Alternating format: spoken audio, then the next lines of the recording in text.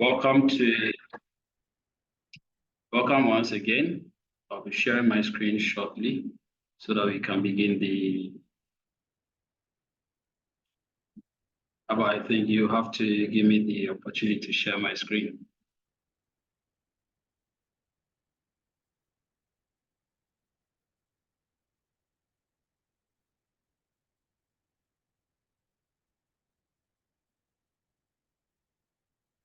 Okay.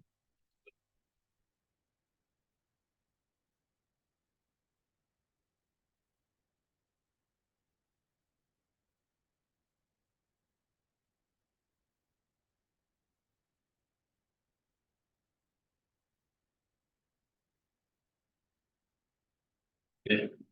Kindly confirm if you can see my screen and can hear me clearly.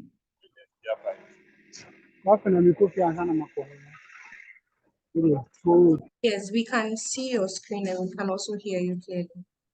Wonderful. So, yes, welcome. You already know I'm Alexander, and I'm really glad to be here to present to you on the student paper contest, how you can be able to write your own paper, technical paper for the submission for the student paper. So I believe most of us here, if not all of us, have submitted our abstract for the student paper contest. To be very good to have those who have submitted their abstract here on the call. For this presentation, we are going to look at basically two things. We're going to look at how you can be able to write that paper that can help you convince the judges and also help you publish it in One Petro, and also how you can be able to present your findings, your solutions to everyone. These are the two main things that for a successful student paper contest you really need, especially if you're going to start here in Africa. That's come May, you're going to represent Ghana, the university for the Africa section, as well as hopefully win it and then go ahead for the international. I'll be very glad to see any one of you win the Africa section so that you can move on to the international, have the feel of representing Africa at the international stage. So these are the two main things we're going to discuss here. As we are discussing, if you have any question, feel free to drop it in the comment box and then we'll go ahead. Before we move on to the main discussion, I'd like to know, those of us on the call right now, do we have anyone here who has submitted an abstract or has thought of submitting an abstract to the student paper contest? And if we do, can you let me know why you've decided to submit an abstract to the student paper contest? Just maybe one or two people.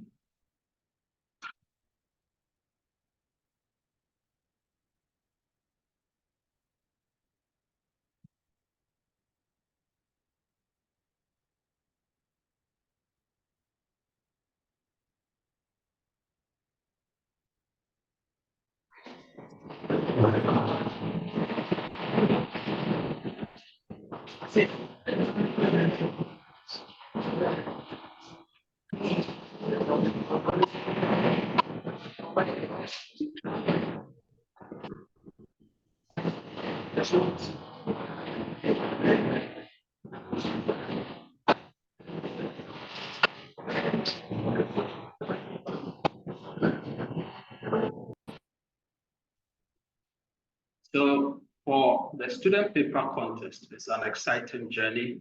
It's a journey that exposes you to present your own findings to very technical people who are going to judge your research.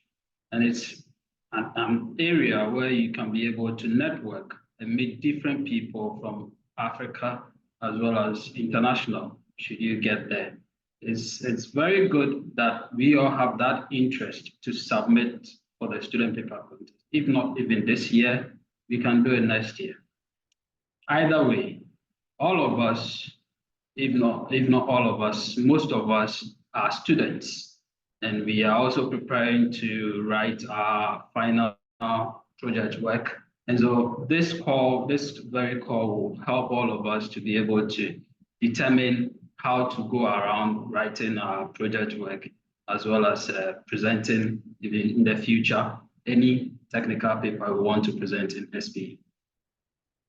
To be able to write a technical paper, you would have to know, first of all, plan what you're going to write. And to be able to do that, you need to know what exactly you want to do.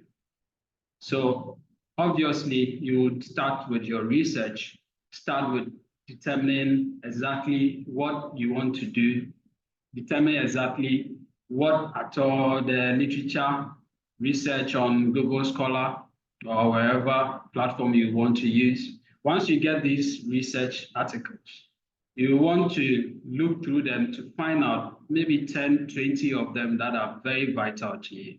So you want to ask yourself, what useful information have you derived from these research articles?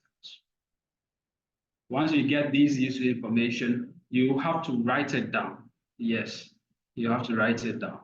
Then you want to know what lesson have you got from the research articles. Maybe one or two of the authors are aligning towards a particular line of thought.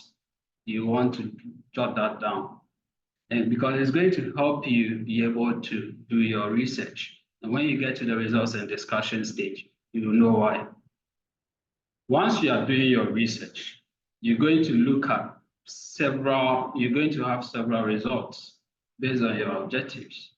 And you want to know what particular lessons you're getting from your results. So at the end of all the research, what at all have you found? Right now, you are communicating your findings to audience. In terms of the student paper contest, you are communicating your findings, first of all, to your judges, who will likely be doctors or professors from different parts of the world. You want them to understand your findings because you want to communicate in a clear, concise manner so that they'll be able to understand it. Besides, you are not the first person to stumble on such a research work, no matter how innovative it is. And so at the end of the day, you want to juxtapose what you've done to what is already there in literature. And you want to determine, are they similar? Are they divergent? What is the main cause for the differences? And why are they being similar? You want to let the reader or the judges, in the case of SPC, know exactly why you have those findings. In all of this, one thing you have to always remember is who are your target audience. For the SPC, at the initial stages, your target audience is mainly the judges. When it gets to the presentation stage, then your target audience widens. Then it includes all those who are present at the hall when you are presenting. So you have to have this in mind because whenever you're writing, you have to know who your target is. Because imagine.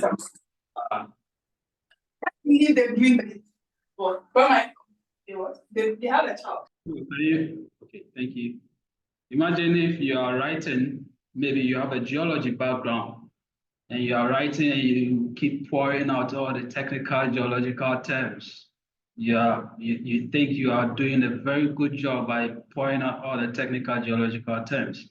But then your judges, most of them do not have that geological background. You realize that it will be difficult for you to communicate exactly what your findings are. But then if you should you should have that balance, writing in a common language for them to also understand. That will help them to be able to judge your work very well. Even during your presentation, this is something else you have to really take note of. When you're doing your project work at school, when you're doing your writing for student paper contest, when you are presenting your student paper contest project, this is the first thing you have to take notice of is let the audience know exactly why you conducted your research. Let the reader know exactly why you conducted your research. What is the gap that you're trying to fill? What is left in literature that you're trying to bring on board? What is a new thing that you're trying to bring on board? Also, you want your readers to know what your research results contribute to the industry. At the end of the day, we want to know, is it saving time or are we having money out of it? At the end of the day, it boils down to these two main things. So always keep it in mind, these three things. I call it a PSV. Always keep in mind a PSV. You want to let your readers know your problem. You want to let them know the exact solution you're targeting. And then you want to let them know what value your research carries. If you're able to bring these three things out, then believe me, you've done a great job and you're good to go. In recent times, due to sustainability, you would also want to align your research towards sustainable goals so that you'll be able to let them know that your research is seeking to move the industry forward towards a sustainable future. So indeed, time and money are very important in determining the value of your research. You want the readers to know. But then keep in mind that you also want to align your research towards a sustainable goal. Any of the UN sustainable goals will be okay. So having touched on these two main things, remember that for every article or for every paper that you want to write, it comes with a generic outline. Most of the papers have these things, these subtitles as their outline. First of all, you want to have a title. We'll go through all of these steps, these subtopics, one after the other in this call. So in the next about 1 hour, we'll go through all of this. We'll also look at the presentation skills and then some reminders as well during presentation and also writing your paper. So these are generic subtopics that almost every paper carries, and you have to also follow them, even when you are writing an SPE paper. So first of all, the first thing you have to take note of is your title. Every title has to be succinct, meaning it has to be brief. And you also have to make sure that your title focuses the reader's attention on what the paper is talking about. That means if I should read your title, I should be able to judge for myself what exactly your paper is talking about. And that goes for your project work as well. Once we get your title, we should be able to tell what your project work is about. You look at this particular title here. Can anyone on the call reading this title let me know what this project is about? Maybe when you read this title, is it clear? Can you see it clearly what this project is about?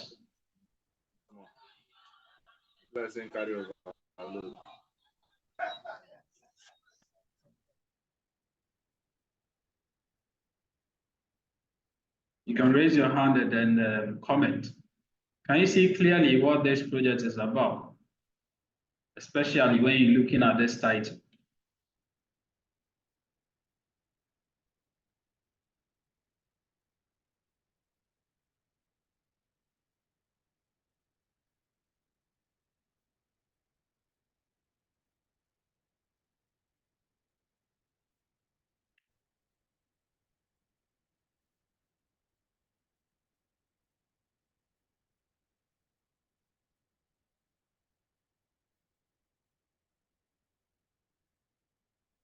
Indeed, it becomes difficult immediately.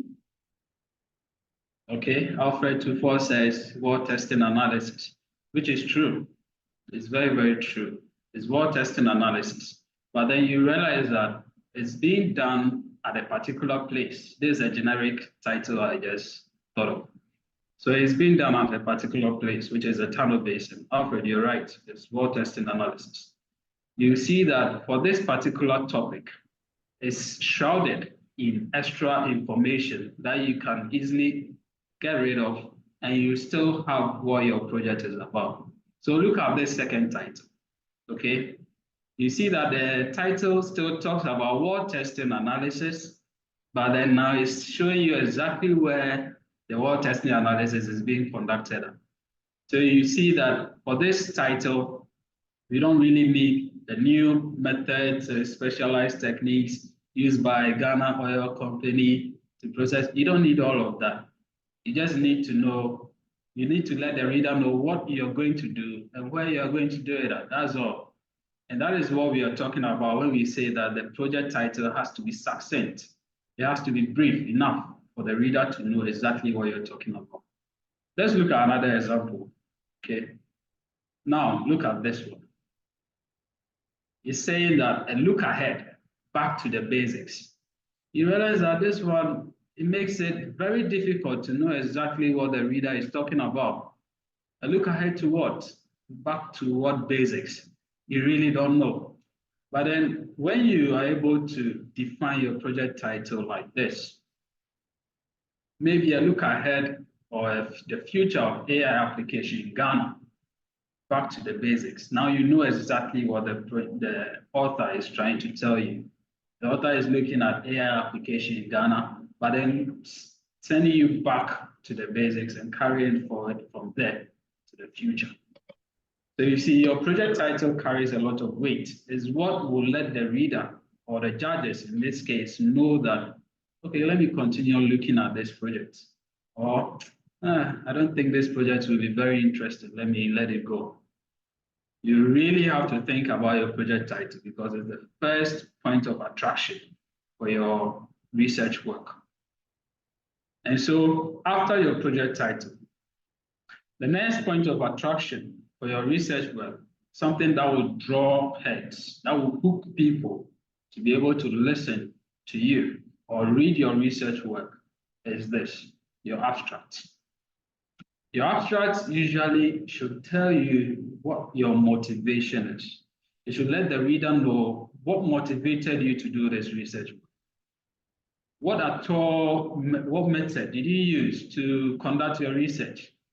What results, what are the key results you had from your research? And also, what conclusion did you arrive at? So in this abstract, you want to let the reader know what the broad problem is. Here, you want to use the first sentence to hook the reader. What I mean by that is, you want to let the reader know what the problem is. For instance, you want to, let's say you're doing something in drilling, okay? And you're saying that it's always difficult to know exactly where the bit is whilst you're drilling, or exactly the information of the bit whilst you're drilling. That's a major problem. Why? You state the reason why. Now, that particular statement and the reason why captures the reader's attention, draws the reader into, okay, that's true. Let me see what the guy wants to do to solve this problem. That's where you move on to the next step. Now you want to provide a background on your problem, your motivation to conduct this problem. Why is it that when the sensors are not at a bit, there is a problem? Are there serious issues that can come up when you don't have enough information, real-time information from the bit? So that's how you go around couching your background, and that can be two sentences. Then you move on to state, once you've stated what your initial problem is, you provided a bit of background information to it. You want to also state the exact thing you want to do. So you're saying that there is no sensors at the bit. Hence, this project work seeks to design a bit with sensors at a bit with sensors. That's all. Then you move on, okay, what did I use? I used 1, 2, 3. Then the main results. You're going to tell them, okay, this project work seeks to design a bit with sensors.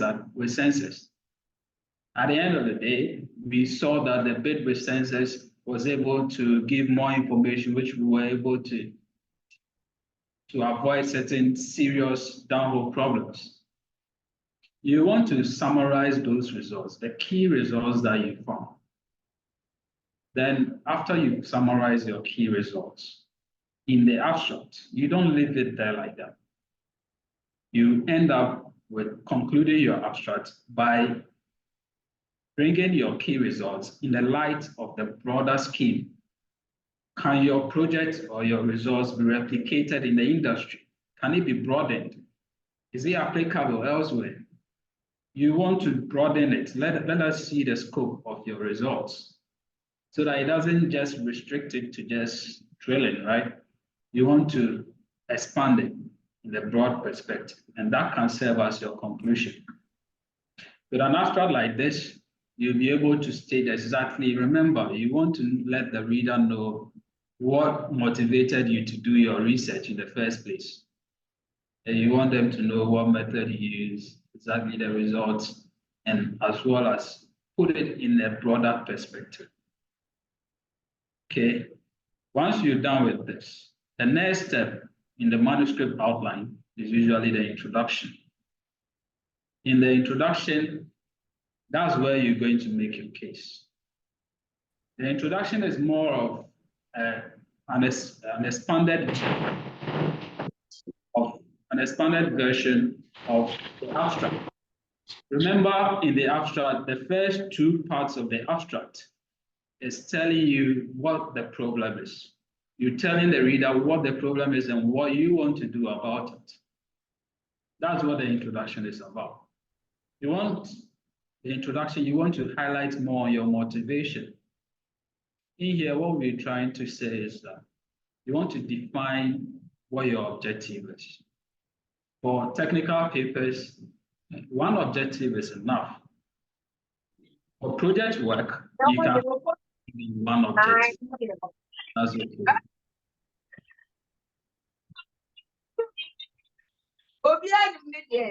Can you mute yourself, please?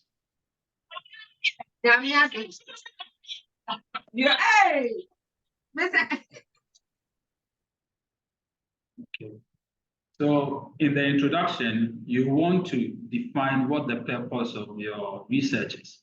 Let the reader know exactly what you want to do. So once you've told the reader what you want to do, or the judges in the SPC case, once you've told the judges what exactly you want to do, you want to state the reasons why you want to pursue that problem. Let's say you are still on the census at a bit. Now you want to know, you want to let the judges know or the reader know how bit design has evolved. Why has it evolved? Because you want to have a better bit and to reduce, well, downhole problems, to ensure efficiency. Now, what is the gap? What is the challenge? Even though it has evolved, what is the challenge? Now you want to give background information on it. What have others done to solve this challenge? Maybe others have used AI to solve this challenge. Others have used that to solve this challenge. But then there's still a shortfall. That's where you come in. You see, what you're trying to do is just to get them, to let them know what motivated you to do your research. In the introduction, the main question you're trying to answer is why you performed your research. That's all. That's all you want to answer. Why did I perform this research? If you can answer that question yourself, then you can write your introduction. All you need is to find what others have done, add that to it, and then state why you performed the research. Once you're able to do that, you are good to go. So right now, we've covered your title, that it has to be succinct, it has to be brief. It has to let the reader know exactly what you're going to talk about, what the paper, the research, the project work is about. We've covered the abstracts. We've seen that you have to hook the reader. You have to let the reader know, okay, you have to let the reader realize that he or she needs to read more. Then we've come to the introduction.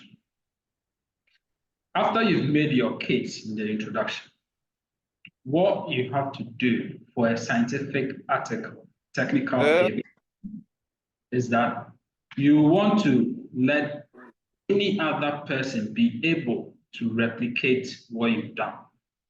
That's where your research method or the details come in.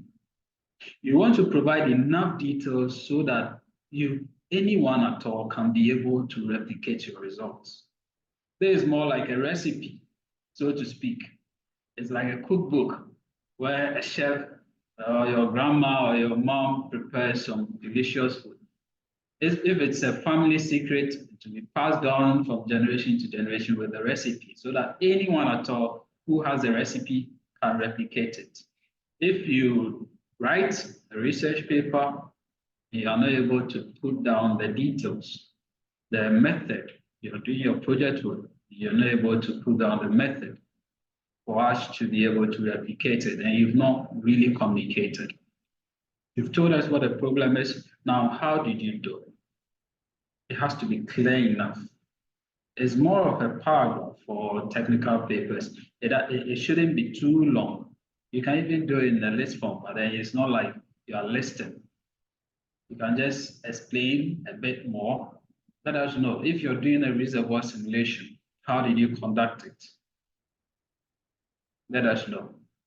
If you're able to do this, then you're going on to the main part of your research. Now, the main part of your research work, which will carry a lot of the pages, is your results and discussion stage. The results and discussion is more of the heart of your research paper or your project. For the student paper contest, majority, the judges are really going to look at the technical write-up. For now, that's part of the rules. You're going to look at the technical write-up. So you really, if you've submitted an abstract for the student paper contest, you need to start planning your write-up now so that you can beat the deadline. Once your abstract is accepted, you'll be given an author toolkit, SPE author toolkit. That will let you know what the rules are, you know what the deadlines are, you know exactly what you have to do. But remember that you always have to put across your results in a clear, concise manner. Most important part of your work is your results and discussion. You want to focus on your discussion. Ask yourself, these are questions you can ask yourself when you are discussing your results, okay? What do your results indicate? Are they in line with what is there in literature? Are they deviating from what is there in literature? How are they important to the industry? What is the significance of your results? Once you know this, you can be able to discuss your results. Remember when you were doing your literature review, when you had around 10 or 20 papers, you grouped them. You saw that, okay, one or two of the authors are aligning towards this line of thoughts. 3 and 4 or 5 of them are aligning towards this other line of thought. That's where it becomes important when you're doing your discussion, because you need to juxtapose what you've got with what is already there in literature. You need to ask yourself, is what I'm doing aligning with what is already there in literature? Is there an error? There will always be, most likely be a shortfall. You will likely not have everything aligning exactly to what is in literature. Sometimes you would. Then you have to know why. You have to know why it is behaving like that. With that, you can find that why in other researches. If it's not, you have to know why. And if it's not, that's where it becomes very interesting, because that's the time where you have to do more research and get to know why it's behaving this way. At the end of the day, you want to let the reader know what you've discovered. That's all. You want to know, you let the reader know, okay, this is what I've seen.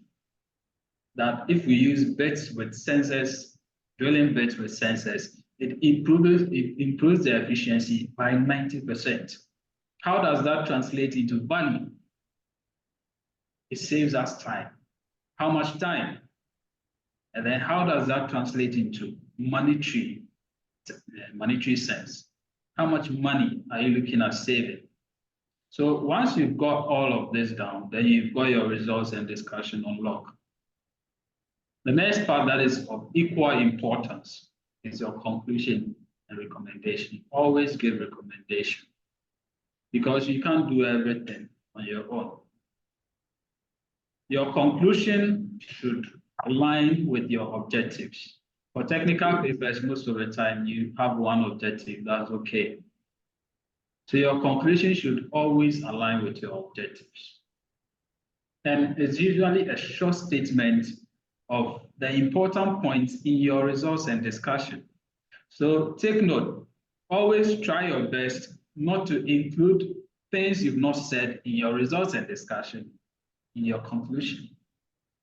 Don't bring in things that you've not mentioned in your results and discussion. Don't include them in your conclusion because you are concluding on your results and it should align with your objective. You set out to achieve A, B, and C. Have you achieved them? That's what you should let us know. You've achieved them. Okay, what was your observation when you are achieving them? That's what you should let us know. Did certain things lack? Did you lack certain things? Were there any limitations? You can put that in your recommendation. You can craft it in a recommendation form. Remember, in your conclusion, you always want to let us know, let the reader know, let the judges know that, yes, I've achieved what I set out to achieve. No, I've not achieved what I set out to achieve. This is why. Yes, I've achieved them. This is why. You want to let them know. Remember when we were discussing, we talked about the PSV. The PSV is the problem, solution, then the value. To do a quick recap, if you are able to get this, then you'll be able to get your paper and you'll be able to write a good technical paper. First of all, you want to know what the problem is. Why did you conduct this research? What motivated you to conduct this research? What is there lacking in literature? How have others approached this problem? That's what you want to let us know. Now, how did you seek to solve this problem? What was your solution to the problem? After stating your solution to the problem, how does it contribute to the industry? Can it be applicable elsewhere in the industry? Let us know the value of your research. Let the judges know what the value of your research is. Believe me, they are going to judge you based on that. Has it been applied? If it has been applied, let us know. Let the judges know when you are doing your presentation. So, first of all, you want to align the value of your research to time or money. If you can align it to both, that's okay. How much time is it going to save? How much money is it going to save? Is it going to be sustainable? Is it going to move the industry toward a sustainable future? Think about this. Even if you are doing a review, a literature review, at the end of the day, what have you found out? If we should do what you found out in your literature review, how will it benefit the industry? Let's say you are doing a review on carbon capture. What have you found out in carbon capture? And how can it benefit the industry if we should do exactly what you found out? So these are the things you should note. This PSV, you should really note them when you're writing your research article. Let's say that a very technical paper. You've submitted it to the student paper contest. Congrats. Well done. But then you've not ended. Remember, you have to stand in front of people and then present your research. So when we started, I told you that we're going to look at writing a technical paper as well as presenting the findings.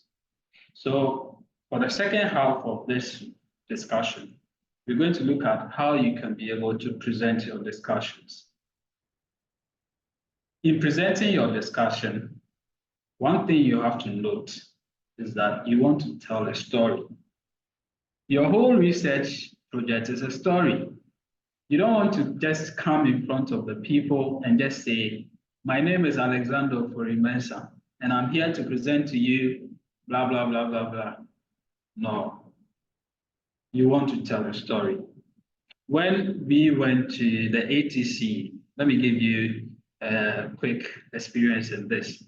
When we went to the ATC representing for the student paper contest, I know our moderator, Mamiaba, will attest to this.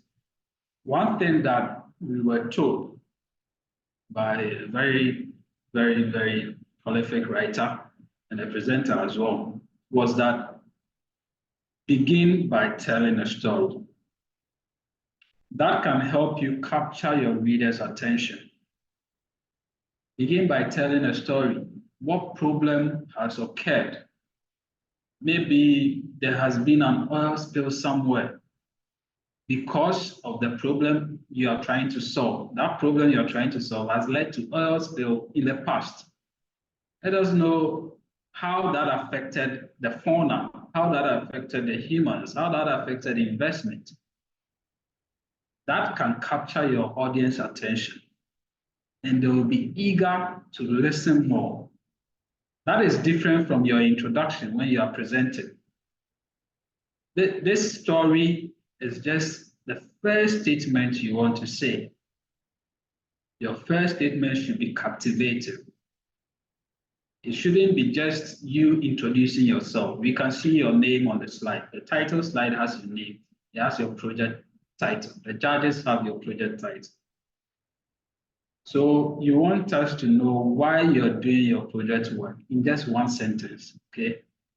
That's what you really want us to know. So when we say tell a story, that's what we mean. Also, you want to keep your slides very simple. Sharp but simple. When I say simple, I don't mean just put one sentence there and leave it there and just like that. No, no, no. You want to let your slides communicate, yes, but then don't overword it. Don't put too many words there. Add images that complement what you're trying to say. For instance, in this very slide, you can see that I've added an image of someone presenting. That's what we're discussing. So if anyone comes to this slide and sees someone presenting, the person can put 1 and 2 together and know that we are talking about presentation. So you want to add images that speak to your slide and don't overdo them, or else it becomes too much. When you are also putting transition in your slides, be careful, because you don't want to put too much transitions. Every slide shouldn't have transitions in them, or else your audience are going to just follow those transitions. And you're going to have a problem, because at the end of the day, you, the one presenting, you are the star of the whole show. You are the star of the show, not your slides. What you've done, you are the star of the show. So in presenting, you also know your slides. You have to know your slides. You have to rehearse so that when you are presenting, you'll be able to synchronize your slides with your presentation. And you don't have to just go back to your slides and say, okay, this slide, yes, this slide shows this. It shows that you are not prepared. Besides, you don't have to always look at your slides. You know what slide is coming up. So you just have a glance at it, and then you move back to your audience. If you are doing a project work that involves maybe coding, you've built an app, or you are doing a project work that involves application of something in the field for your student paper contest, try your very best to add a video to it or picture evidence that shows that what you've done is applicable in the field. If it's about coding and you've built an app, try and add a video demonstration to show that your app works. If you don't have a video, it doesn't mean that by force, go and search for a video and add it to it. If your project doesn't require you to demonstrate how it works, please don't force yourself to search for a video, because you need a video of how your project works. If it's a tool you've developed, let the judges know how it works. Because believe me, even though the judging will mostly be based on your technical report, that's your paper. Your presentation skills also help, because they want to know if you know what you're doing. And imagine if you're there and you are presenting and you're just stammering, you don't know exactly what you're saying. The judges will be like, oh, this guy did not do the work himself. And that's where the majority of the questions will be coming in. And you'll be there receiving so many questions. But then if you're able to connect with them, you're able to keep synchronized with your slides. You know exactly what slide is coming next. You're able to tell a story. Then that's really going to help you convince the judges that you know exactly what you're doing. And I would love to see presentations like that, especially in the coming Africa Student Congress. If we have some of the student paper contest participants on the call, try your best and put this into practice. Another thing you want to do is to make sure you keep your presentation short. Believe me, no one has been criticized for not elapsing the allotted time for presentation. But then you'll be penalized for overspending time for your presentation. So if you have 20 minutes for your presentation, try your best and finish with your presentation before the 20th minute. If you can finish within 18 minutes, within 17, that's okay. That's okay. It makes us know that you're really prepared. Once again, to be able to do that, it doesn't happen by just wishful thinking. You have to rehearse. You have to rehearse over and over and over and over again. Let me give you an experience, right? For my presentation, which once again, Abba will definitely agree to, we had to do a lot of rehearsal. Even during when I was presenting here in Ghana, I had to do a lot of rehearsal. Even during the day of the presentation, I was rehearsing in my head, trying to see the chain of the slideshow so that I know exactly where the slides are coming. This one is coming after this one is coming after this. So you don't have to look at the slides too much to know which comes next. So you have to rehearse. Find a friend. You can rehearse in front of a mirror. You can record yourself when you are rehearsing. Find a friend that will be able to tell you what is going wrong, what is going right. That will really help you. And when you begin presenting, I know this is quite difficult and a bit challenging for most of us, but one thing you have to do, which will boost your confidence and let the audience know that you're really confident about what you're saying, is to look them in the eye. I know it's difficult, but practice this. If you're able to practice this, even if you're saying trash, so to speak, even if you're saying trash, the audience will believe you. Why? Because you are exuding a lot of confidence. Because you are looking them in the eye. And your judges will also know that you know what you're saying. But then imagine if you are giving your presentation and all you're doing is looking on the ground, you're not looking them in the eye, you're always looking at your slide, you've turned your back to the judges, you're looking at the slides all throughout your presentation. How would it make them feel? If you've been in such a presentation, you will know that indeed that person is not winning the student paper contest. Yeah, because the presentation alone doesn't show that the person did the work himself. And so try your best. You can start in school. Volunteer to speak up in class. Volunteer to come in front of the class and explain certain topics. certain things that your teacher is asking of you. You can start right there in school, and that can serve as a form of training for the bigger picture. If you've not started and you've already submitted a paper for an abstract for the student paper contest, what you can do is find a few friends, 2, 3 in a room, and then present to them, look at them in the eye. Then you move on from there. Then gradually you get this skill, and you'll be a lot better before the presentation occurs in May. Once you are ready, you've already prepared. When you get there in May, the first thing you have to do is to arrive early. Once again, this was a tip we were given when we got to the ATC. You have to arrive early and scout where you're going to present. Make yourself comfortable in that area. Because believe me, if you don't do that and you go ahead to present, when you get there, the first few minutes you'll be agitated. It's now you're coming to make yourself comfortable. When you have to present and you realize that you'll be stammering, if you've had that experience before, you know exactly what I'm saying. But then what you have to do is make yourself comfortable. Go there early. If you have a presentation in school, go there early.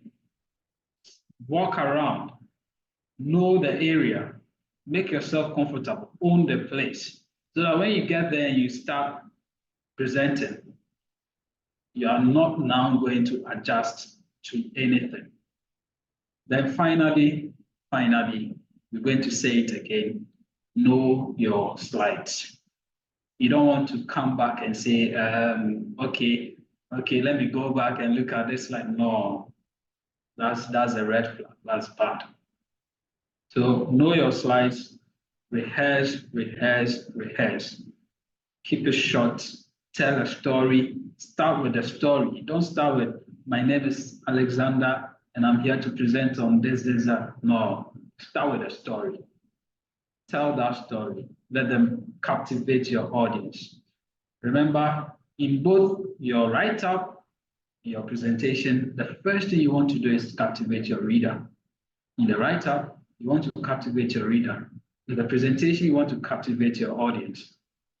If you're able to do this, then definitely we're going to see you representing Africa in the next ATC. And I'll be glad to see any one of you on this call represent Africa, either now or next time in the near future. If you are here in final year, you have a presentation coming up, you can use these tips to prepare yourself for your presentation and your project work. If you are not in your final year yet, you can use these tips to prepare yourself for any presentation you have in school, as well as prepare yourself for the SPC, student paper contest, when it gets to your turn. So all that we want to say is we can win the SPC in Africa, we can win the SPC international. All we have to do is to prepare. So this brings to an end our presentation, and I'm very glad to have spoken with you this few minutes on this very important and interesting topic. You can give any question if you have, discuss further. Thank you.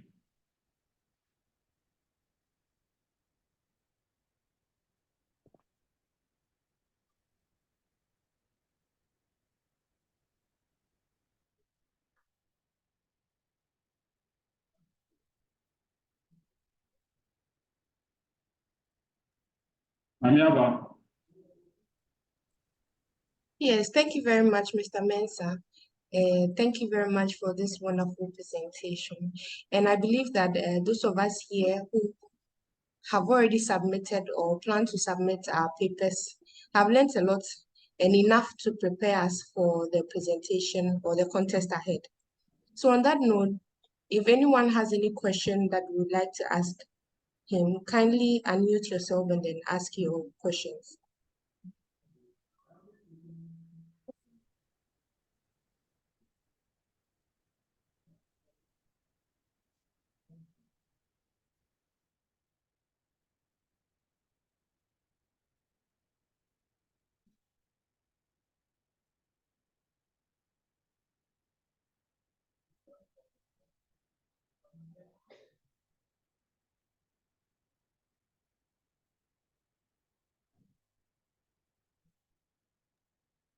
Looks like no one is asking any question. Jude Oniti, you are asking if you'll be able to get access to the recording. Yes, you'll be able to get access to the recording data. Please, is there any other question?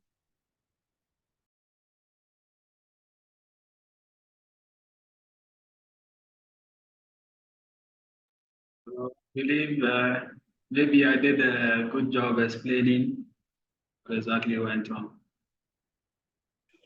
Maybe, I believe everyone understood exactly what went. Thank you, Prof. So we are always ready to help anyone who wants to partake in the student paper contest. We're always ready to help. Anything that can push Ghana forward, that can push Africa forward, we are always ready to help. Hello. So, hello, sir. Okay, David.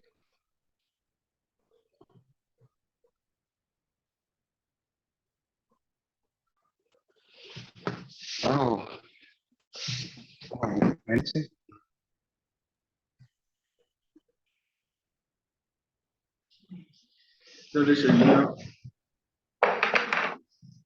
Yes, I have a question.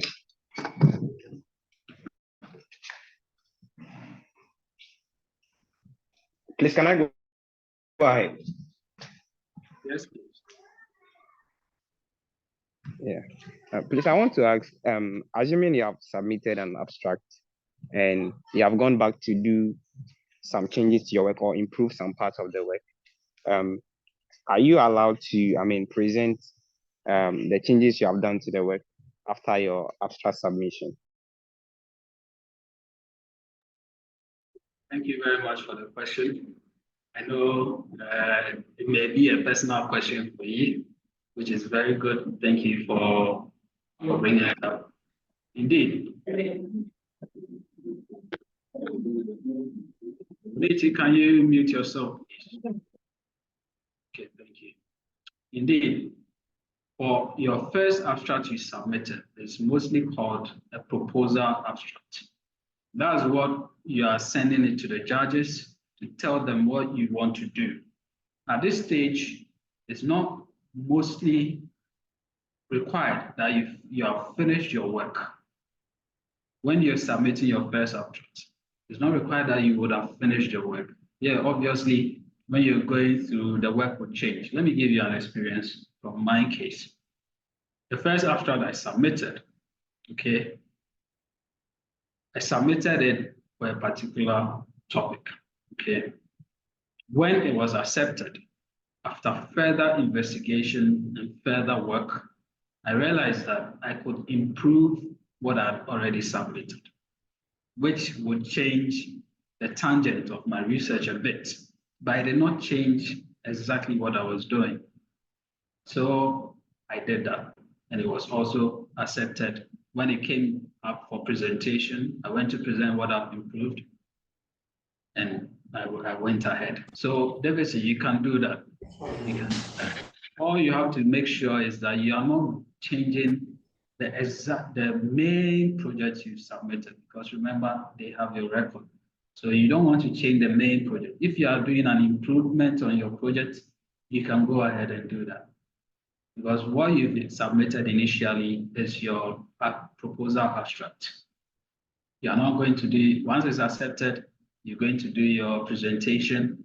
Then after that, you're going to present the paper itself. That's where you finish and you are adding the final abstract to it. So you can go ahead, okay? Okay, thank you so much.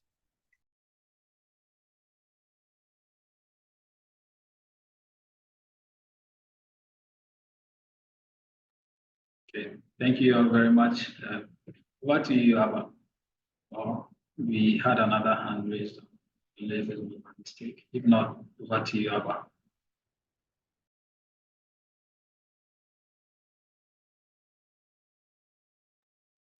I think we had a hand, but it's down now. Probably he's already gotten an answer to his question. So once again, thank you very much for this wonderful presentation. And I believe that most of us have gotten enough to prepare us for our presentation. And on that note, I also wish everyone that is planning to participate in the student paper contest this year the very best. And just as Mr. Mensah said, we are always available to assist anyone who may need any help from us. So thank you very much for joining this meeting. And I wish you all a very good evening.